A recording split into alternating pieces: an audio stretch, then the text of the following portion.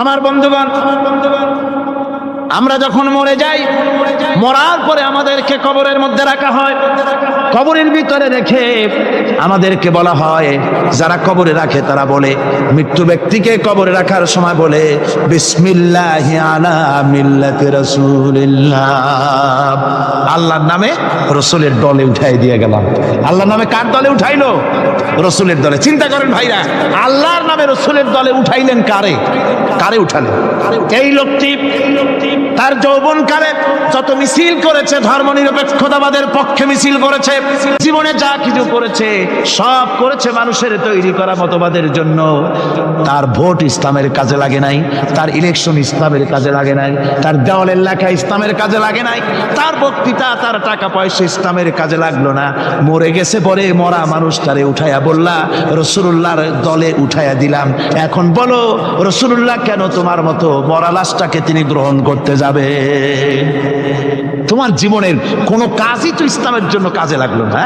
তোমার জীবনের একটা দীর্ঘ তো ইসলামের কাজে লাগে নাই। মরছো, তারপরে তোমার মরা লাশ রাসূলুল্লাহ বহন করতে যাবেন কেন? কি দায় টাকা পড়েছে তার? কুল ইন্না সালাতি ওয়া নুসুকি ওয়া মাহইয়ায়া ওয়া মামাতি লিল্লাহি রাব্বিল আলামিন। সবাই পড়েন, ইন্না সালাতি ওয়া নুসুকি ওয়া মাহইয়ায়া ওয়া মামাতি লিল্লাহি রাব্বিল আলামিন। আল্লাহ পাক বলেছেন, বলো আমার নামাজ, আমার হায়াত, আমার কুরবানি, আমার মওত সব আল্লাহর জন্য। কার জন্য? আল্লাহর জন্য। এই পৃথিবীর বুকে আমরা দেখতে পাই মানুষ তার বন্ধুদেরকেই দেয়, শুধু সরকার হোক আর সাধারণ মানুষ হোক, আপনজনদেরকে নিজের দলকেই বেশি দেয়। কথা ঠিক কিনা?